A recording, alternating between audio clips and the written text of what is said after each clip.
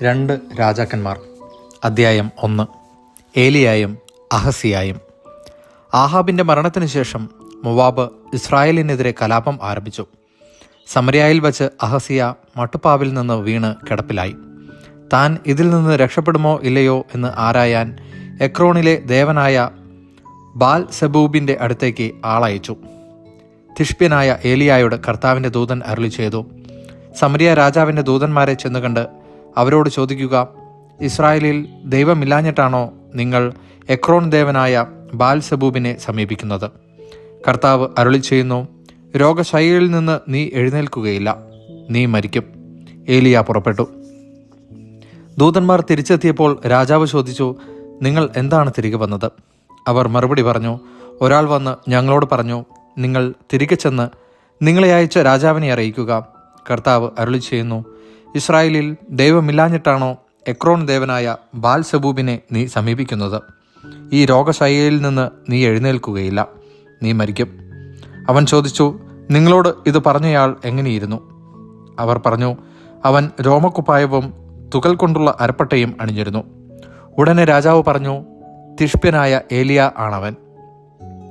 രാജാവ് 50 പേരുടെ ഗണത്തെ നായകനോടൊപ്പം ഏലിയായുടെ അടുത്തേക്ക് അയച്ചു.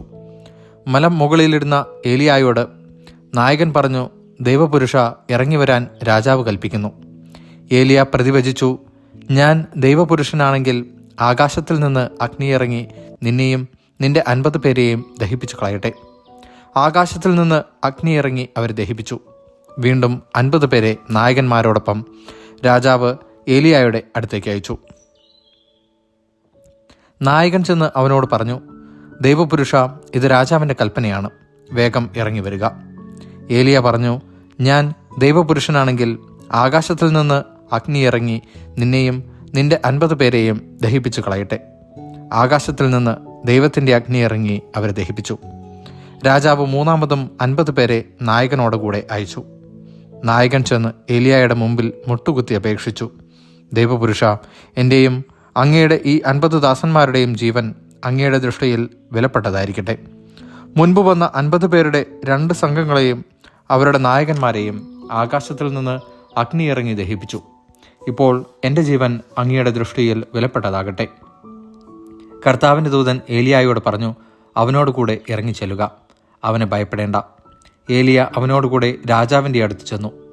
ഏലിയ രാജാവിനോട് പറഞ്ഞു, കർത്താവ് അരുളി ചെയ്യുന്നു, എക്രോൺ ദേവനായ ബാൽ സെബൂബിനോട് ആരായാൻ ദൂതന്മാരെ അയച്ചതുകൊണ്ട് നീ രോഗശയ്യയിൽ നിന്ന് എഴുന്നേൽക്കുകയില്ല, നിശ്ചയമായും നീ മരിക്കും.